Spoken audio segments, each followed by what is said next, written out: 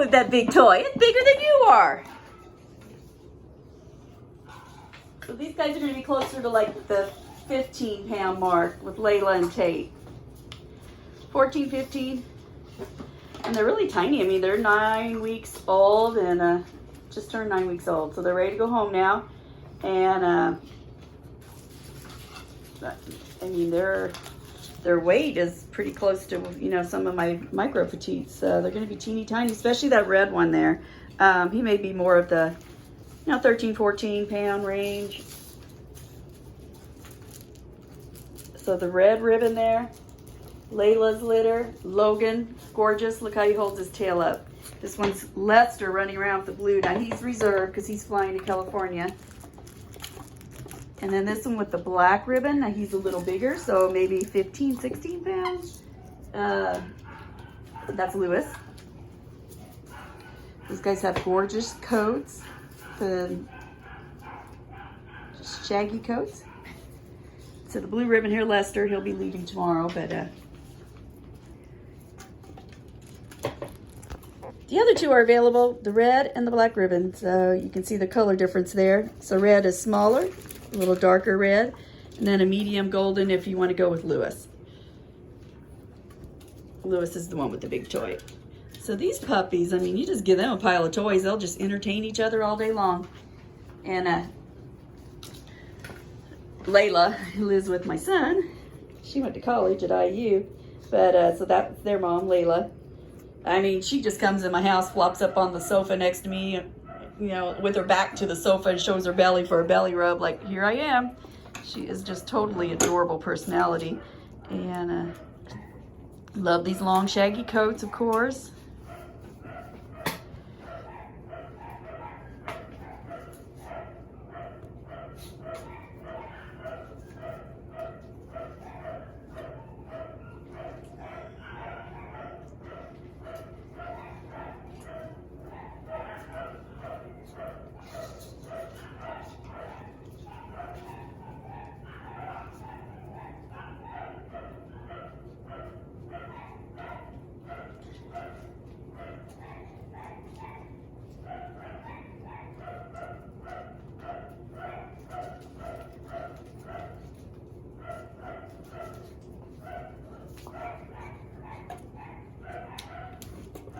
So biggest might be Lewis. Maybe he could get 16, 17 pounds. Maybe if he took after Layla. But with a 10-pound dad, I doubt. But he can, I mean, because he's tall. Loves food. Yeah, now you want to sit still on the scale. Not whenever I had it turned on. And I can't. Now y'all want the scale. You know, I was just trying to get your weights earlier and you wouldn't sit still. And I can't calibrate and turn it on when there's 2, 3 of you on there.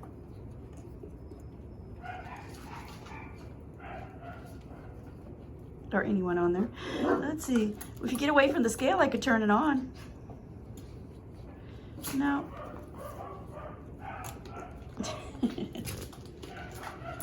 Get all the toys off of it. Here, go play. Go play. Go play. Go play. Go play. Go play. There you go.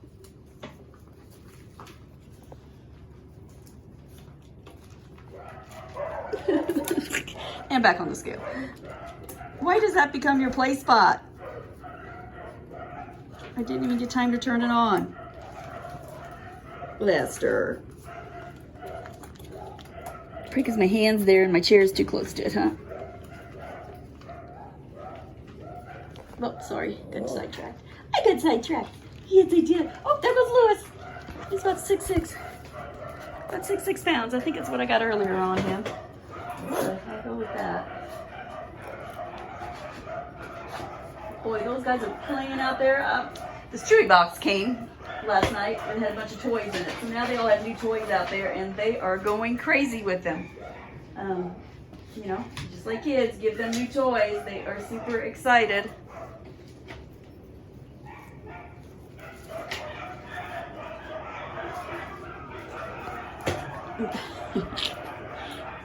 Two dogs, one toy. They're gonna play with it and fight over it. Oh, let's see. Lester is What are you? 6'10". 6'10", Lester. You're a lot bigger than Lewis. You know, he had Lewis was 6'6" pounds. And I go down to Jules and Skipper litter with the 7-pound dad, and they have a boy that's 6'6", so, and he is, you know, 1 week younger, actually 2 weeks almost younger. So these guys are little. Lester. Okay. Off my scale. I can't wait when all you guys are on there. Come on.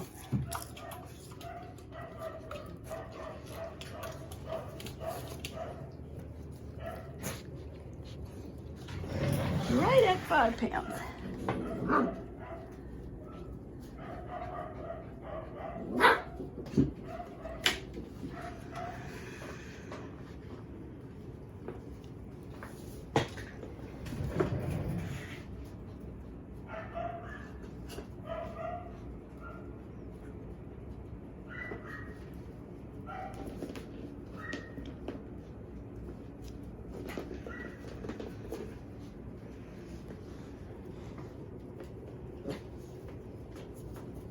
So at 9 weeks old, these guys are more brave and playful, and but still, I mean, you just give them a pile of toys and they're happy to go play with their toys. And that's Lewis there with the red toy. Right there's Lewis, a little bigger boy. And right there's Logan, the tiny boy with the red ribbon.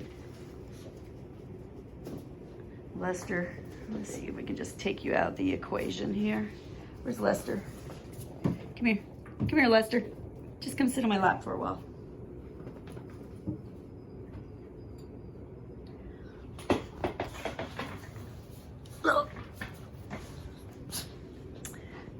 So that leaves these two boys to find homes. Logan and Lewis. So little Logan. Such a great breed. I mean, just give them a pile of toys. And they just play with their toys. That's Logan. They don't get into any trouble. They don't chew things up. I mean, they like the bottom shelf there of the bookcase because that's where I put their toys at. I pick up their toys and I put them there when I sanitize the floor. So that, you know, that's now kind of like their spot because they go back there to get their toys.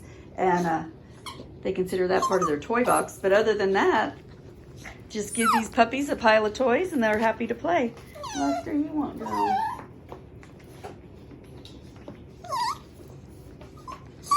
I know Lester's whining. He wants back down. Okay. There you go. So these are not destructive puppies. I mean, you just give them a pile of toys and they're happy. You just need to show them where their pile of toys is at. So say, Lester wants to play, do you? Lester's a big boy. So make them their toy box. And then you put their toys in it. And then what I did to get them used to their toy box was I put a busy bone in it every evening. That's a Purina busy bone. And the dogs just play with it. I'll show you a picture here. I know it's that's the Purina busy bone there. And I would get the 6-inch one just because they make smaller ones now, but puppies actually just chew through them so fast. And what you want is them to sit there for an hour or so with that bone. And they will. What I did with the 6-inch one, then, so I buried in their toy box every evening, you know, about dinner time to do homework with the kids. I'd bury that bone in their toy box and the puppies would dig through the toy box to find that bone and they just come out like they've really found something. And then they'll sit there for hours and chew on it. And then I would let them have it for, say, an hour or whatever. And then I'd pick up the bone and put it on top of the fridge. And then the next night we'd follow the same routine. So they had that treat every evening. You know, and it's just, those busy bones are great too around the teething stage, around 5 months old, when they do need something to chew on because they're working out those baby teeth and their adult teeth are hurting, but they don't know why, you know, so it gives them something to chew on at that time too.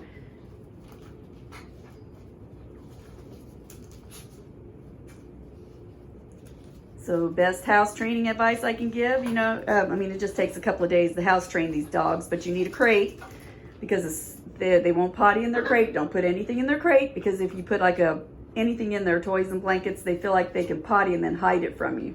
So you want to just plain nothing in there, only big enough for the puppy to lay down, so they are forced to keep their little living area clean. And then as soon as they get out of the crate, take them directly outside. Don't even let their paws hit the floor. Because as soon as they get out of the crate, they've been holding their bladder and they need to potty. As soon as they wake up from a nap, they need to potty. If you want a peaceful night's sleep, you take the food and water away at 6 o'clock at night. Hi, Lewis. Take that food and water away at 6 o'clock at night. Yes, I'm talking about you. So they can eliminate one last time before they go to bed and sleep longer through the night. And then they want to see you sleep, because their fear early on, you know, you've taken them away from their playmates and they're by themselves. So if they can see you, they're going to sleep better. So if you have a king size bed, you can put that crate on the bed with you, stick your fingers in the crate. That would be the ideal thing to do if you want some sleep. Otherwise, put that crate up on chairs, nightstand. They need to see you close your eyes to know that you're there, because you close their eyes, they'll close their eyes and go to sleep.